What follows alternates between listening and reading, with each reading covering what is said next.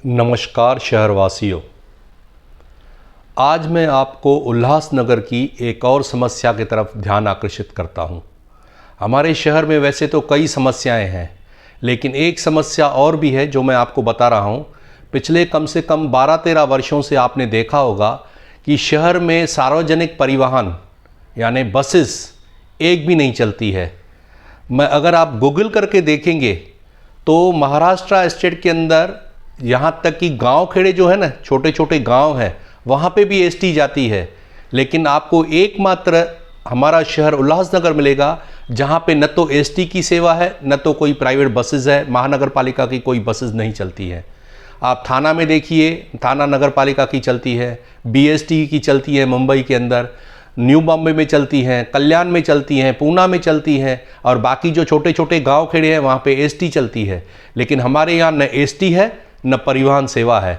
और ये हालत पिछले 10 वर्षों से भी ज़्यादा हो गया होगा, 10-12 बरस हो गए हमारे शहर में बस की सेवा ही नहीं है।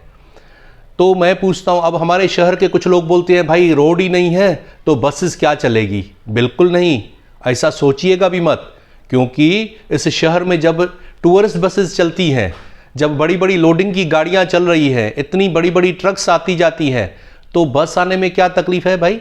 बस तो चल सकती है।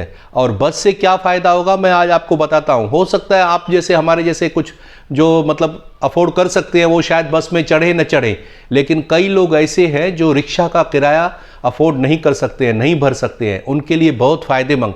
उसके साथ साथ पोल्यूशन का भी फ़ायदा है। अगर एक बस में 40-50 लोग चढ़ के जाते हैं 1 नंबर से 5 नंबर तक, तो उतनी गाड़ियाँ कम चलेगी। रिक्शा में 3 आदमी 4 आदमी जा सकते हैं, तो 30-40 आदमी इकट्ठा 50 आदमी अगर एक बस में ट्रैवल करते हैं तो पोल्यूशन भी कम होगा। अब कई बार हमको ये दिखाया गया कि बस अभी बसेस आएंगी, अभी हमने ऑर्डर दिया है, अभी ये होगा, अभी वो होगा। सपनों के सौदागर हमारे शहर में नेता बहुत हैं, हमें अच्छे अच्छे सपने तो बहुत दिखाते हैं, लॉलीपॉप दिखाते हैं, और हम भी खुश हो जाते हैं, हाँ भाई बस शुरू होगी। यहाँ तक कि अधिकारी भी हमको भी समझ गए हैं।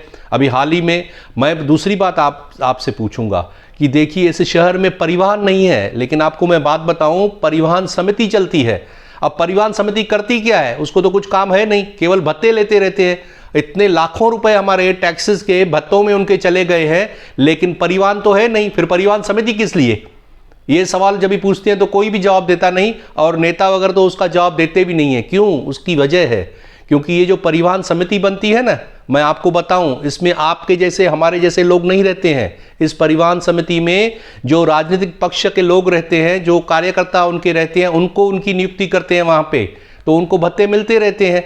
तो शहर में बस है नहीं, उनको खाली उनको भत्ते मिलते हैं। तो हमारे लाखों रुपए ऐसे जा रहे हैं, न तो हमें सुविधा मिल रही है, न तो हमारे पैसे भी ऐसे ही टैक्सेस के जा रहे हैं।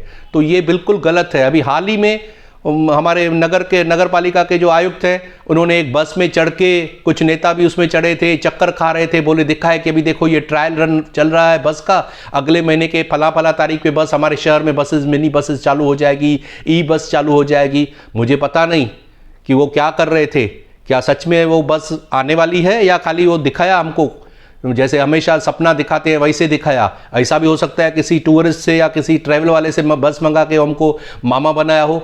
इस शहर में लोग नेता हो या अधिकारी हो, हमारी जैसे सीधी सादी जनता को मामा बनाते हैं, मूर्ख बनाते हैं। शायद अभी भी ऐसा ही बनाया, नहीं तो अभी तक बसेस क्यों नहीं आई। हर बार कोई नई तारीख, जैसे कोर्ट की तारीख मिलती है, हर बार नई तारीख देते हैं, बस ये तारीख से बस चालू करेंगे, ये तारीख से बसेस चालू करेंगे। सुविधा की जब भी बात आती है, जब भी जनता की सुविधा की बात आती है, तो केवल आश्वासन, केवल लॉलीपॉप, केवल सपने। तो मैं आज सभी नेताओं से हाथ जोड़ के विनती करता हूं, अधिकारियों से भी विनती करता हूं, देखिए हमें मामा मत बनाइए। आप अच्छी तरह से इस शहर में टैक्सेस लेते हो, बाकी सारी चीज़ें लेते हो, तो सुविधाएं भी तो दो। बस के नाम पे कुछ भी नहीं।